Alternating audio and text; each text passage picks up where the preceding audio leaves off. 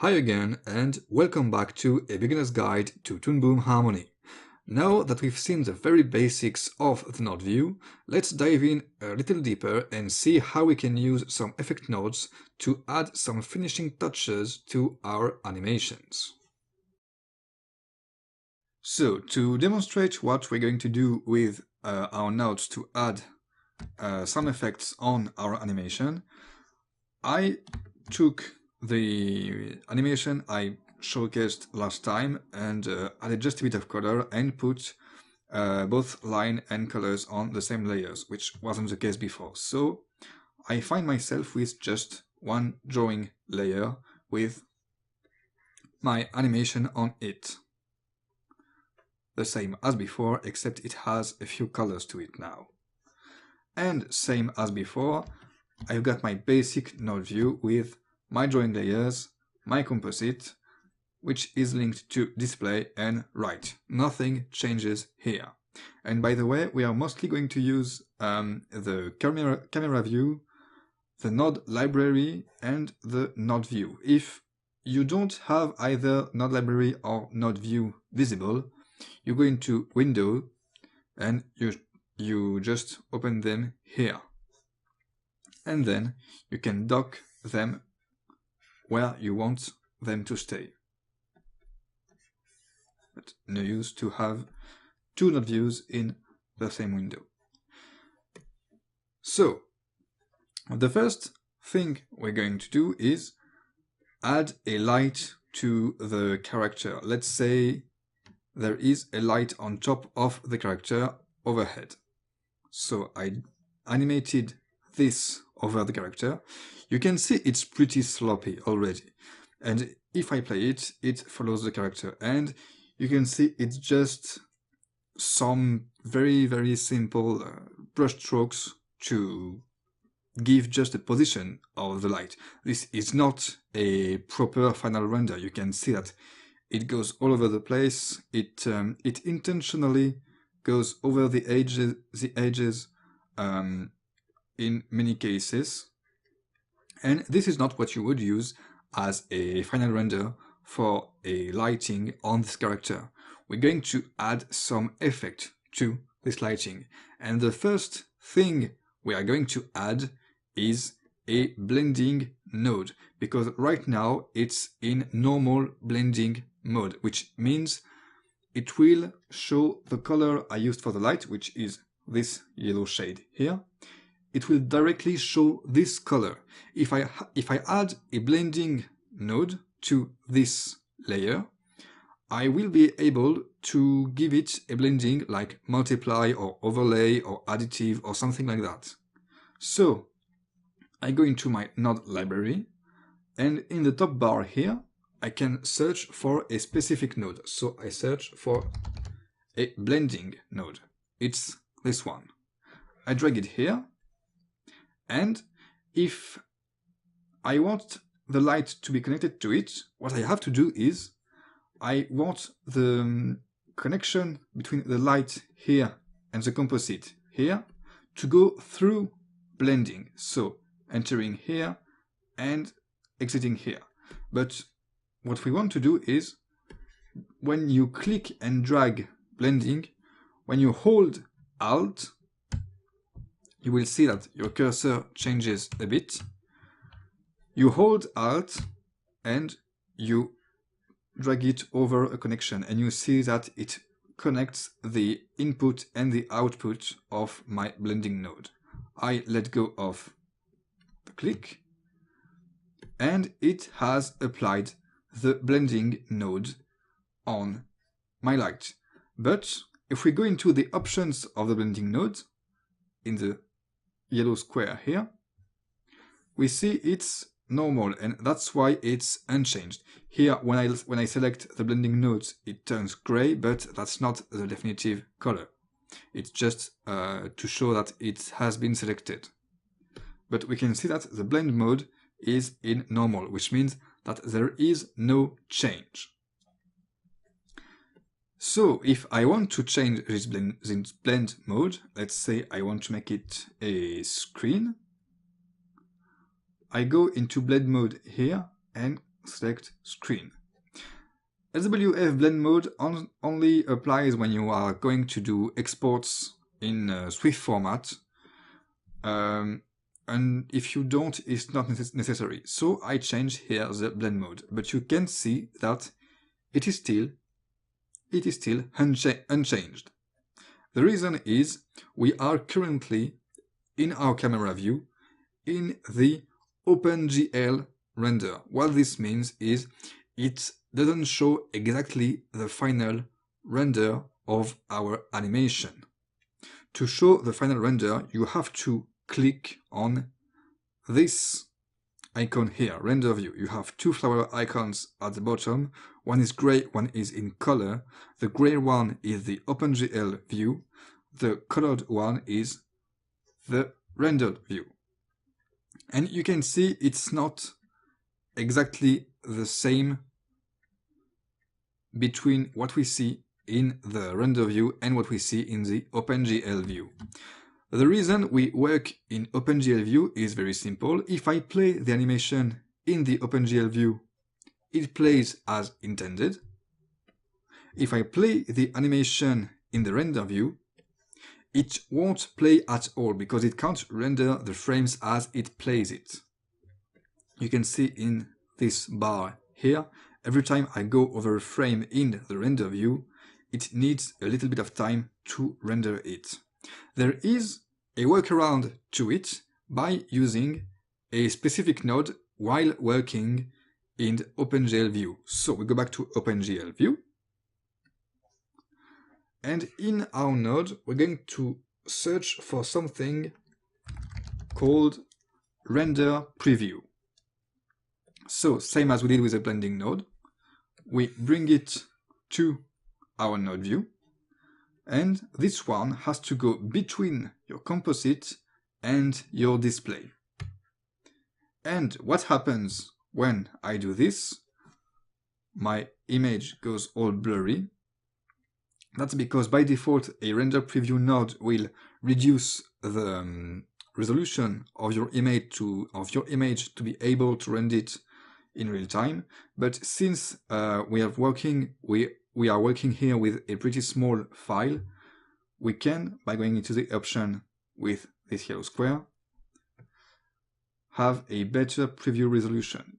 If I use 1.1, it will have the same render resolution as the final render, but it sometimes has a risk of not rendering fast enough. And we can see in our timeline there is this green bar that appears.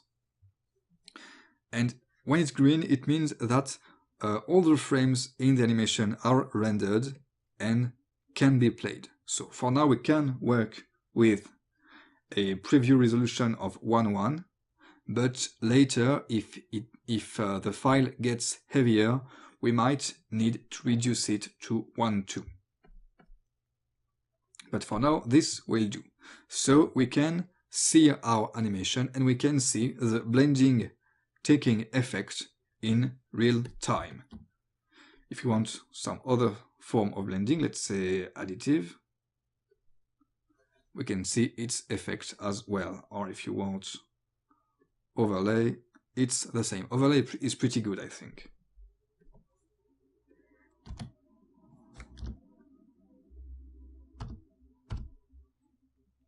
Overlay is pretty good, but for this exercise I'd rather show with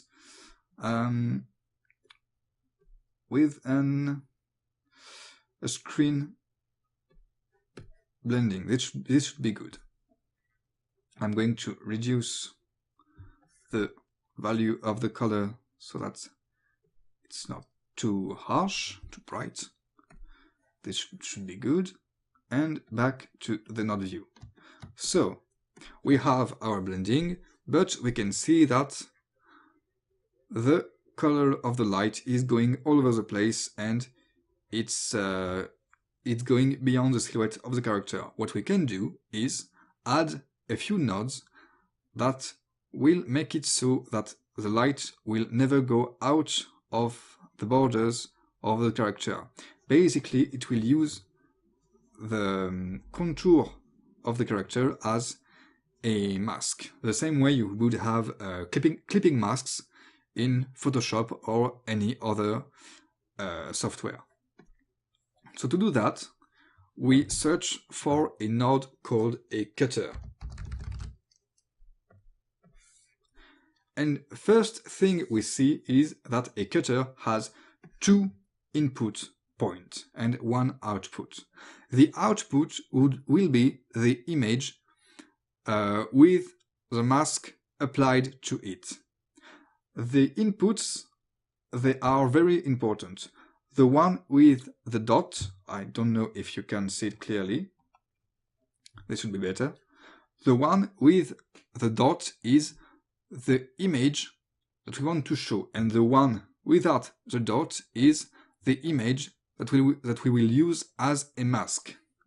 To show you, let's use this to cut the light. If I connect with Alt the cutter to the light, we see that it goes in this input and goes through out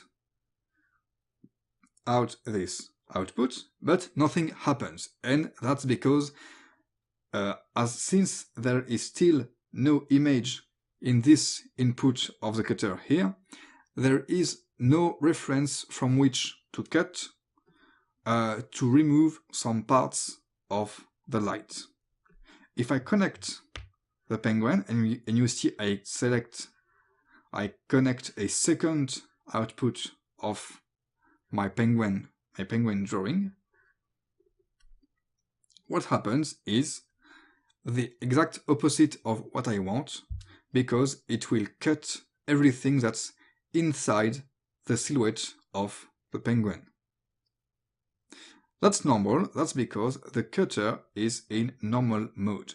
You need to invert the cutter so that instead of cutting everything that's in the shape used as reference, it will cut everything that is out of the shape used as reference.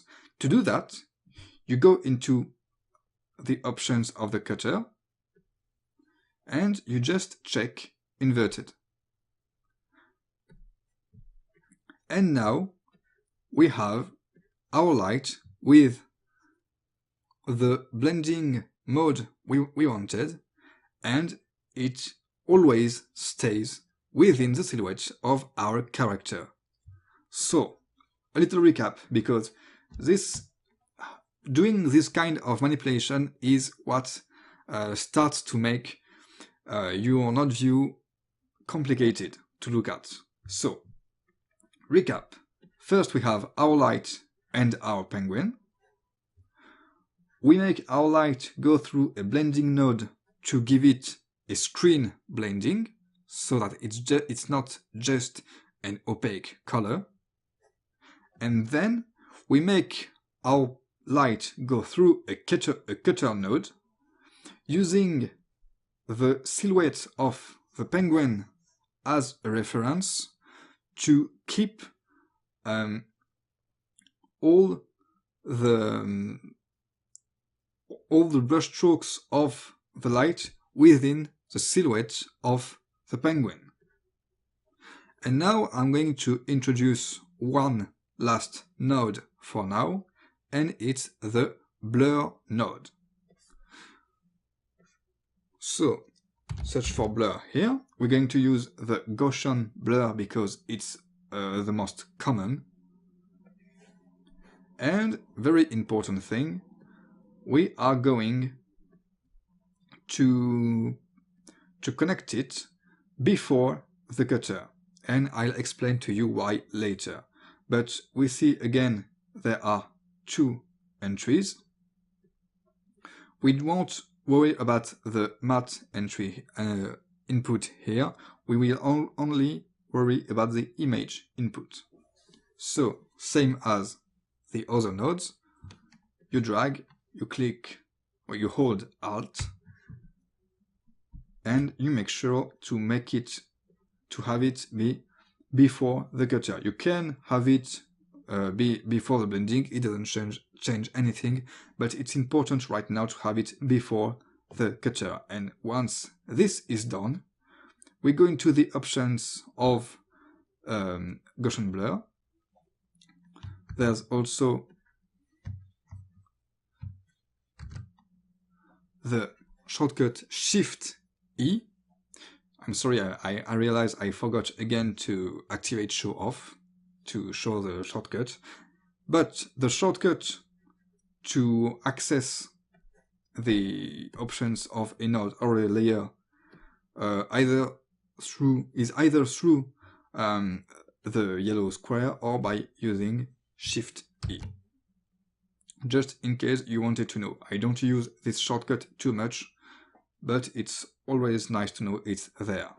So for the blurriness, right now blurriness it is at 0. This means it has 0 impact so far on the image that the blur node was applied on. That's why it didn't make any difference between it being connected or not to our light. So we need to increase blurriness so that it can show. Let's see with a value of 1. Doesn't change much. Let's try a value of 5. Okay, here we have our light blurred with a value of 5, and we can see that the edges are more blurry and it's a little bit more light-like.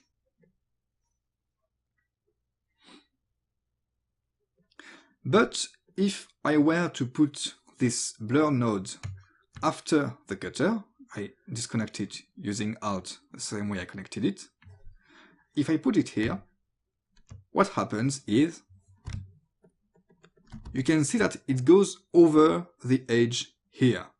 The reason it's very simple, it's because when you apply the Gaussian node here, the blur Gaussian node here, it is applied after the cutter node.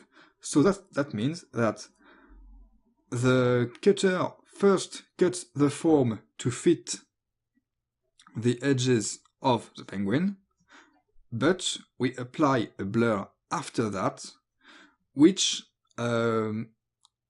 will make, because of the blur, will make the light go over the edges. And this is not what I'm looking for in this specific case here.